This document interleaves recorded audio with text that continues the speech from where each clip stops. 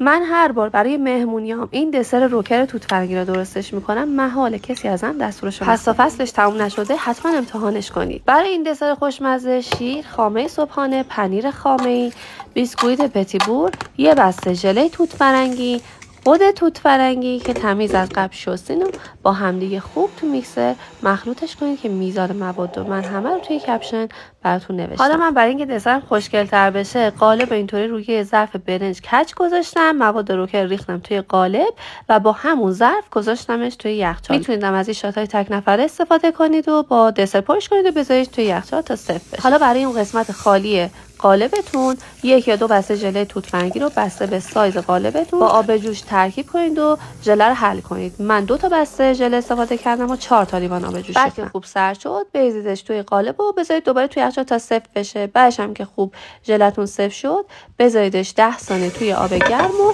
از قالب برگردونیدش توی ظرف مورد نظرتون. کف ظرف هم حسابی خیسش کنید که بتونید توی ظرف حرکت بدید. همینطور هم که می‌بینید برای تزیین دسرم از پودر طلایی استفاده کردم. حالا که تا اینجا اومدی حتما لایکش کن و حتما سیوش کن که امتحانش کنی. خیلی خوشمزه.